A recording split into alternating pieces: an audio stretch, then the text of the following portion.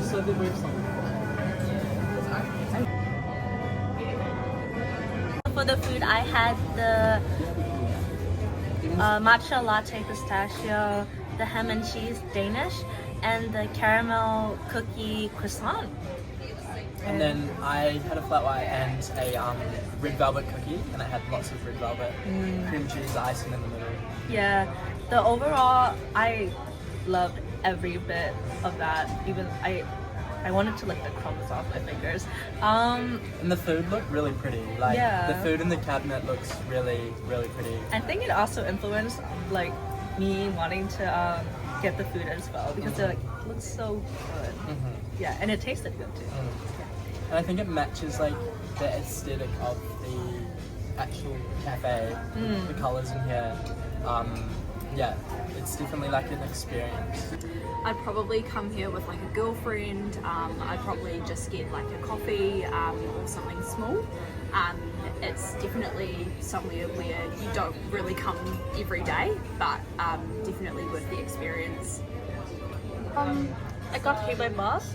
It's pretty convenient because the bus stop just right outside.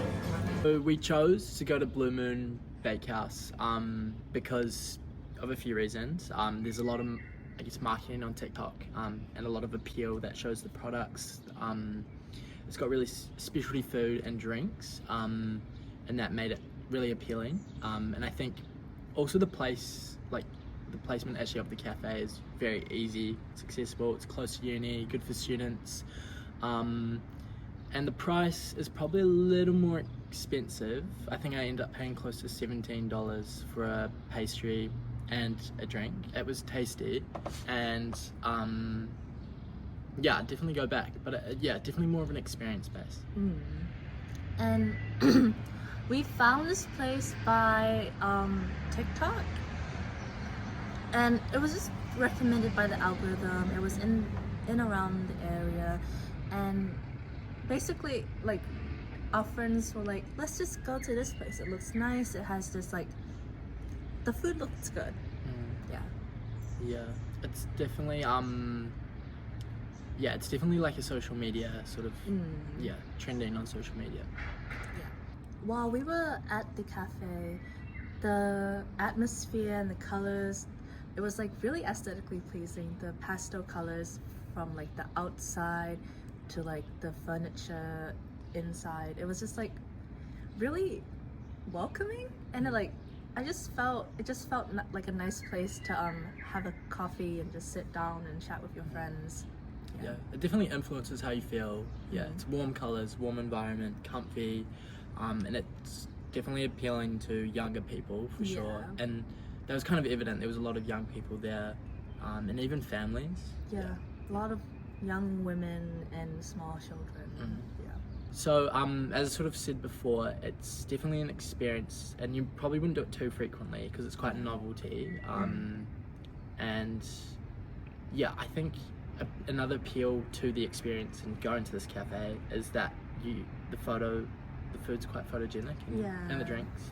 The way that they set out to showcase the the pastries as well as like the making of the drinks and like the advertisement for the drinks, it's like very photogenic, and like I feel like that's also a part of the appeal. Like, you know that you're eating something nice, and it like you're eating it at this nice place, and like it's just very attractive. It ties into like, because you can see right into the like behind the counter and what the staff are doing as well. Like, it's very uncovered, and like it also, that sort of adds to the experience. You can see what's going on.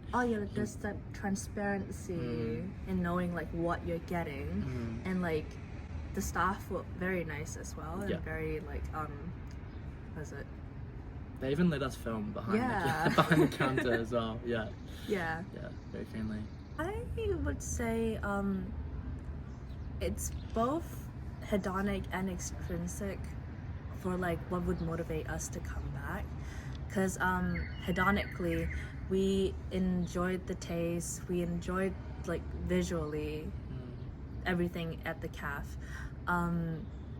but then like extrinsically it was like very convenient. There was a bus stop, the parking was accessible. The prices for the food were fair for what we were getting into. It was like a TikTok trendy place, and it just really fit the young adult uni lifestyle that like is around the Richmond area. Yeah. Like a lot of there's emotional value in the products, just because of how they look. It's appealing, and seeing like I guess like reference groups online sort of going and verifying that it's like a nice place to go and there's tasty food. That sort of adds to the symbolism and the value that you sort of get from it. So another part of the experience that we considered is, we have touched on this a bit, but like compared to other cafes and the sort of approach conflict of it, the value of this cafe, the Blue Moon Bakehouse, is probably greater than cafes we're going to get around uni or cafes on campus, because it is a special experience, and I think that's sort of what breaks past that conflict and makes it a more appealing option. And when thinking about like a group experience and something, we didn't want to just go to a random cafe, we wanted to go somewhere maybe a bit nicer and a bit special. So that sort of helped that motivation. So next door to Blue Moon Bakehouse is Little Forages. It's just a little Asian supermarket, more novelty items, and it does connect directly to the cafe. So if you're inside the cafe, it does sort of prompt you to go through it. So the format of Blue Moon Bakehouse is that once you walk in through the door, you're faced with Little Forages and then Blue Moon right to the side. So with that, you could either go straight through Little Forages and then come out through Blue Moon, or start through Blue Moon and then come out through Little Forages. So you have that caf experience, and then that's little Asian supermarket experience as well, as well as the colors.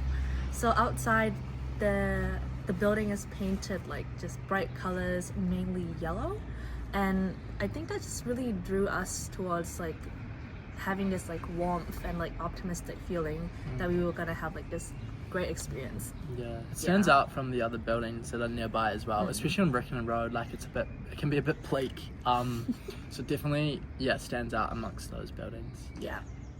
I would come back again. I would come back again.